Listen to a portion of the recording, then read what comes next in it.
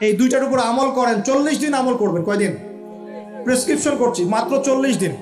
যদি 40 দিন আমল করার পরে যুব সমাজ এখান থেকে বের না হতে পারে, তারপরে আমার সাথে যোগাযোগ করেন, আমার কথা বলেন যে ভাই আপনার কথা কাজ হয় নাই, এটা বলে দেখে না। লক্ষ লক্ষ যুবকের জীবন এভাবে চেঞ্জ হয়েছে, লক্ষ লক্ষ, একটা দুইটা না। ইনশাল্লাহ আপনারটাও হবে ইনশাল্লাহ।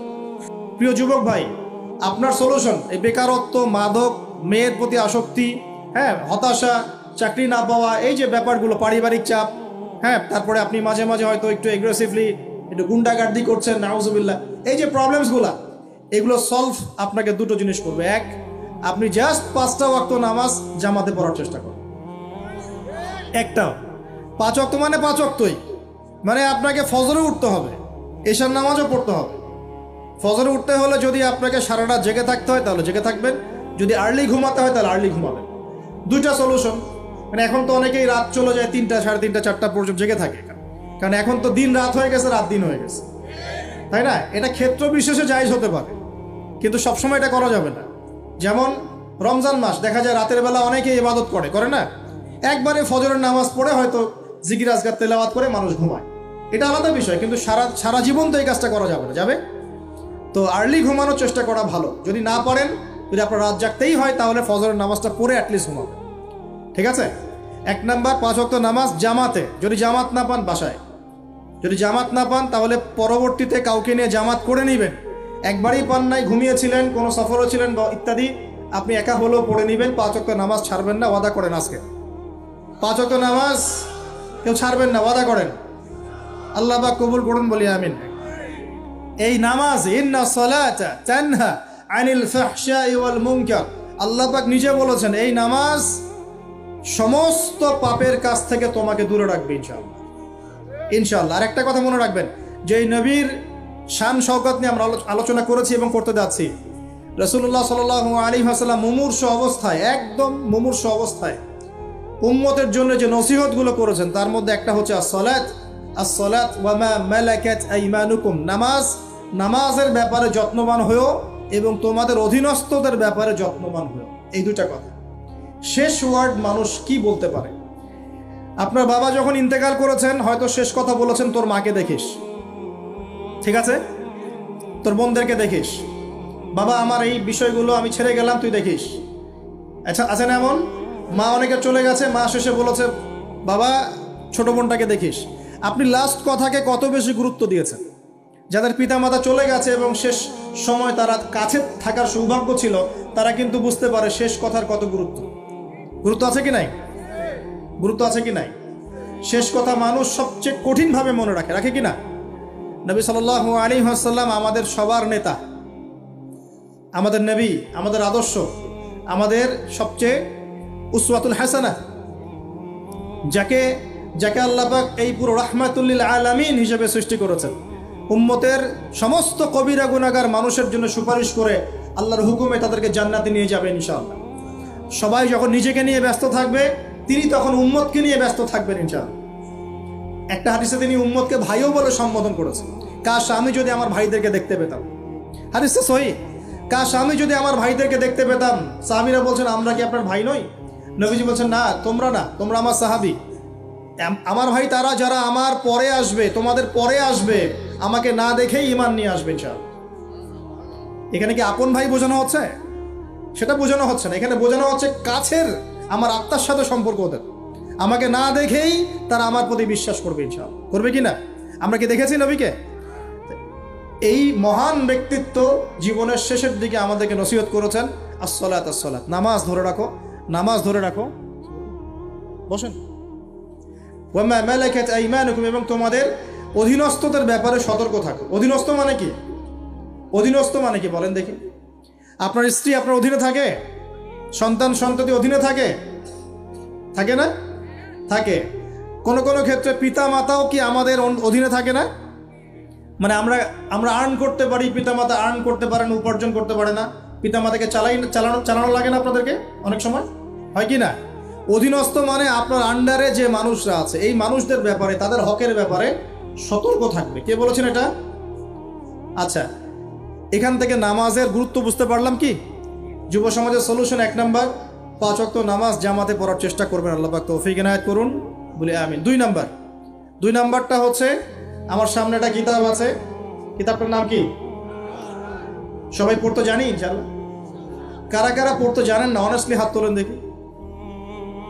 জানেন না? আপনারাই জানেন না? আচ্ছা ঠিক আছে, বসেন, শরমের কিছু নাই।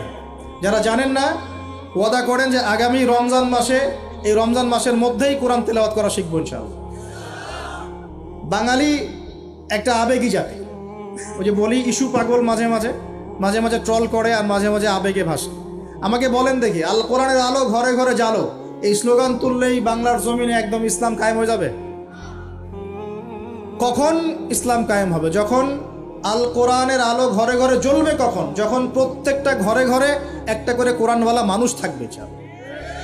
প্রত্যেক ঘরে ঘরে কি একটা করে হাফেজ আছে? তৈরি করার চ্যালেঞ্জ গ্রহণ করতে হবে। বাংলার প্রতি ঘরে ঘরে একটা করে হাফেজ তৈরি হবে ইনশাআল্লাহ। এটা করলে কি আপনাকে সরকার বাধা দিবে? আপনার নিয়াত করে যদি আপনি সন্তানকে হাফেজ বানান, কেউ বাধা দিবে? কেউ চাপ দিবে? আমরা তো চতুর মুসলিম। কেমন চতুর মুসলিম? আমরা আমাদের সন্তানদের মধ্যে যারা বেশি ট্যালেন্টেড ওদেরকে দিব আগে জেনারেল লাইনে, আর যার একটু মাথা কম তাকে আমরা পাঠায় দিই মাদ্রাসায়, পাঠায় দিয়ে যে আবাসিকে রেখে দিই, থাকতো এখানে, ওকে এখানে পিটাই সোজা করবে। আপনাদের কি মনে হয় যে কোরআন সুন্নাহর জ্ঞানটা অর্জন করার জন্য মাথায় ঘেলুর দরকার নাই? এমনটা মনে হয়? কোরআন এবং সুন্নাহর জ্ঞান অর্জন করতে সবচেয়ে বেশি প্রজ্ঞা লাগে, সবচেয়ে বেশি মাথা কাটাতে হয়, সবচেয়ে ট্যালেন্টেড ছেলেটাকে দেয়া লাগতো কোরআন। আমরা উল্টা চলি। এই কারণে দেখা যায় যে কোরআন সুন্নাহ হাতে নিয়েও আমরা এখন ওয়ার্ল্ড অ্যাফেয়ার্সকে ডিল করতে পারছি না, আমরা ওয়ার্ল্ডকে চ্যালেঞ্জ করতে পারছি না। কেন? আল্লাহ রাব্বুল আলামিন আমাদের সবাইকে কোরআন শেখার তৌফিক দান করুন। আল কোরআনের আলো ঘরে ঘরে জ্বলবে তখনই যখন ইনশাআল্লাহ তাআলা আপনাদের প্রত্যেকের ঘরে একটা করে কোরআনওয়ালা মানুষ তৈরি হবে ইনশাআল্লাহ। পারা যাবে তো ইনশাআল্লাহ? নাকি কোরআন সুন্নাহ খালি আলেম ওলামাদের চর্চা করেই হবে? আপনাদের পড়ারও দরকার নাই, জানারও দরকার নাই, বোঝারও দরকার নাই। কোনটা? ব্যাপারটা কি এমন? কোরআনকে শুধু আল্লাহ পাক আলেমদের জন্য পাঠিয়েছেন, নাকি শুধু মুসলিমদের জন্য পাঠিয়েছেন, না পুরো মানব জাতির জন্য? পুরো মানব জাতির জন্য আল্লাহ কোরআন পাঠিয়েছেন। ওয়াদা করা যাবে ইনশাআল্লাহ? যুব সমাজ ইনশাআল্লাহ আমরা কোরআন তেলাওয়াত তো শিখবই, অর্থ বুঝবো ইনশাআল্লাহ। রাজি আছি ইনশাআল্লাহ? এই রমজান মাসে আল কোরআন এক খতম দিবেন ইনশাআল্লাহ। প্রত্যেক দিন এক পারা করে তেলাওয়াত করার চেষ্টা করবেন, আল্লাহ তৌফিক দান করুন। আর যারা আমরা তেলাওয়াত করতে পারি, আমরা চেষ্টা করব আলিফ লাম মিম থেকে একদম মিনাল জিন্নাতি ওয়ান নাস পর্যন্ত অর্থ সহ পড়ার জন্য। পারবো তো ইনশাআল্লাহ? আল্লাহ তৌফিক দান করুন, বলি আমিন। যেটা বলছিলাম, আইয়ামে জাহিলিয়াতে এই প্রবলেমসগুলো ছিল। আপনাকে আমি আস্তে আস্তে এখন মেরাজের দিকে নিয়ে যাচ্ছি। আইয়ামে জাহিলিয়াতের প্রবলেমস কি বললাম? 1 নাম্বার কি ছিল ভাই? শিরকের পাপ। 2 নাম্বার বলেন আমার সাথে, রিবা মানে সুদ। 3 নাম্বার মাদক, যেটা আমাদের সমাজে আছে কি নাই? 4 নাম্বার হচ্ছে মেয়েদের অবমাননা। মেয়ে নারী জাতিকে সেখানে খুব একটা মূল্যায়ন করা হতো না। আপনাদের কি মনে হয় এখন খুব মূল্যায়ন করা হয়? এখন খুব মূল্যায়ন করা হয় না? এখন মূল্যায়ন করা হয় ঠিকই, কিন্তু তাদের দেহটাকে কিসে মূল্যায়ন করা হয়? এই দেহটাকেই মূল্যায়ন করা হয়, তাদের ডিগনিটি, তাদের সম্মানকে মূল্যায়ন করা হচ্ছে না। আমরা কত বড় ভণ্ড দেখবেন। নারী অধিকারের কথা বলি, কিন্তু পতিতালয়গুলোকে বন্ধ করি নাই। আমরা যদি সত্যি তাদেরকে ভালোবেসে থাকি, তারা যদি আমাদের সমাজের অংশ হয়, আমাদেরই কারো মা, কারো বোন, কারো আত্মীয় হয়ে থাকে, তাহলে আমরা কি আমাদের অর্থ দিয়ে তাদেরকে কর্মসংস্থানের ব্যবস্থা করে দিতে পারতাম না? কয়জন এই কাজটা করেছে? কয়জন এই কাজটা করেছে বা করার হিম্মত দেখাচ্ছে? ওদেরকে রেখেও দিবে, তাদেরকে ভোগও করবে, করে আবার ওদের অধিকারের আন্দোলনও করবে। কত বড় ভণ্ড জাতি চিন্তা করবে। আমরা একটু নিয়াত করতে পারি তো যে আমরা আমাদের অর্থ সম্পদ থেকে, আমরা প্রয়োজনে আমাদের পলিটিক্যাল পাওয়ার কাজে লাগিয়ে, আমাদের এখানে যারা অনেস্ট মেম্বার, চেয়ারম্যান, এমপি সাহেব থাকবেন, তাদের পলিটিক্যাল পাওয়ারটাকে কাজে লাগিয়ে আমরা আমাদের এলাকাগুলোর মধ্যে সমস্ত অনৈতিক কাজগুলো বন্ধ করে দিব এবং আমরা ভালো কোনো কর্মসংস্থানের ব্যবস্থা করে দিব। দেখবেন কোনোদিনও শেষেচ্ছায় এই পথে পা বাড়াবে না ইনশাআল্লাহ। কোনো মেয়ের কি এই কাজ করতে ভালো লাগে আপনার মনে হয়?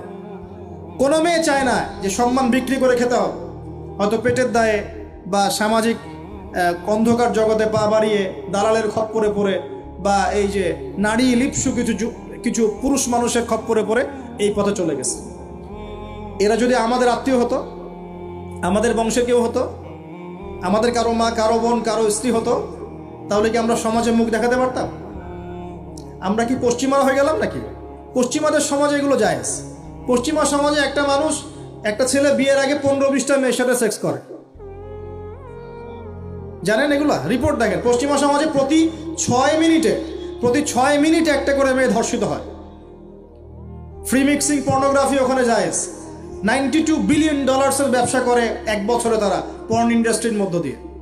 রিসার্চ করে দেখেন, ওদের ওখানে সমকামিতা বৈধ, ছেলে ছেলের সাথে জেনা করতে পারে না। এমনি কি ভূমিকম্প আসে? এইসব পাপের কারণেই তো আসে। আল্লাহর আযাব গজব কি এমনি আসে? এইসব কারণেই তো আসে। আর এই পাপগুলো তো আমরা এখন আমাদের সমাজে এগুলো জায়েজ করে নিচ্ছি না। ওরা সারা বিশ্বে সুদকে ছড়িয়ে দিয়েছে, ওরা ছড়িয়ে দিয়েছে।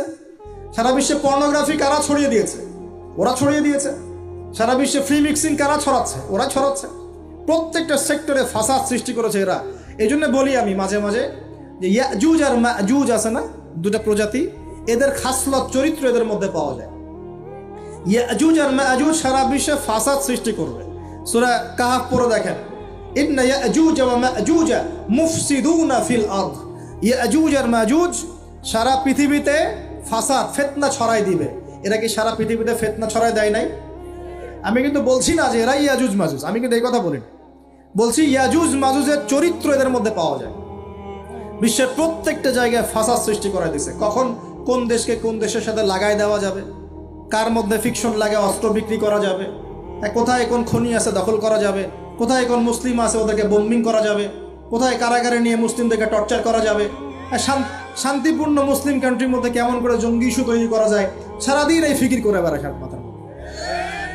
এখন সবকিছু বাদ দিয়ে এখন শিক্ষাক্ষেত্রেও মাথা ঢোকানোর চেষ্টা করছে। তো এখন দেখেন, আমরা কি পশ্চিমাদের দাসত্ব করব? আমাদের সামনে কোরআন সুন্নাহ নাই। আমরা যদি আমাদের মেধা, আমাদের ঐক্য, আমাদের সম্পদকে কাজে লাগাতে পারি, ওরা আমাদের দাসত্ব করবে ইনশাআল্লাহ।